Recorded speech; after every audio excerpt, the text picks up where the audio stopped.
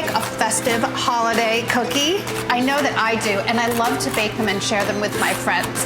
Today I'm making a pistachio apricot biscotti that makes a nice big batch, so there's enough for me and enough to share with friends. Start off by chopping a cup of pistachios, beautiful green color, delicious flavor. But if you don't want to use pistachios, why don't you go ahead and use almonds? They would be equally as delicious. In a mixer, combine 2 cups of all-purpose flour with 1 cup of sugar, 2 teaspoons of baking powder, ½ teaspoon of salt,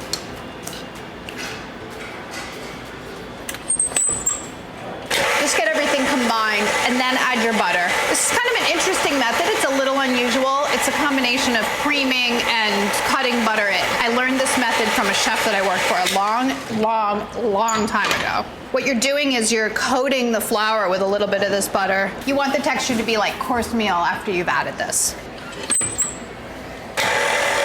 So just beat this. I'm using the paddle attachment with my standing mixer. You could probably also do this by hand with a hand mixer.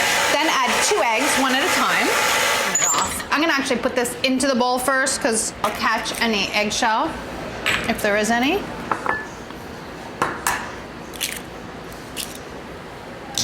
Alrighty, mix. This is easy, right? And homemade biscotti is so much better than the store-bought. You wanna make sure that all the flour gets in contact with the butter and the egg so you make a dough. You want to add the pistachios, 1 cup of chopped dried apricots, and then a teaspoon and a half of coarsely chopped fennel seeds. If you don't have fennel but you have anise seeds, go ahead and use those. Also delicious. And if you don't like the flavor or you don't have either of them, you can use about ½ teaspoon of ground cinnamon. They do have a tendency to fly all over the place because normally you don't chop them. You could pulse them in a spice grinder or grind them in a mortar and pestle. Now mix everything together until it sort of forms a dough. It might be a little bit crumbly, but when you pat it together to bake, it'll come together. I have a baking sheet lined with parchment paper that I'm gonna bake these on. A cookie sheet or a rim baking sheet works equally well. You're gonna form your cookies right here on the sheet. You can see that it's not really what you would consider a dough, but it will hold together really nicely when you press it together. Make 2 12 by 2 inch logs. It'll be about an inch-ish thick. You know what? I'm gonna make it easy on myself. I'm gonna take this and roll it into a log. I was trying to do it right on the parchment so that I wouldn't get anything else dirty, but I just think this is gonna work better.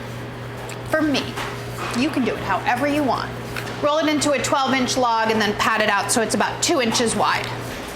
Bake these at 350 degrees until they're set and a little bit golden. That should take about 25 minutes.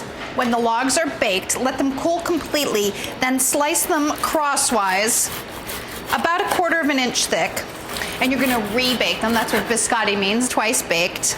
I'm using the serrated knife again to slice these biscotti. It cuts right through the nuts and the dried fruit really nicely.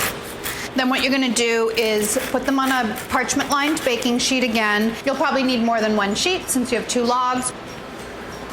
350 until light golden and dry, about 15 minutes.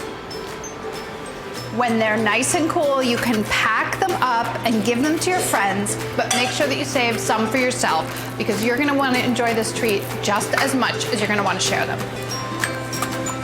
Delicious. Nice big batches of cookies for gift giving at the holidays. That's what we're all about.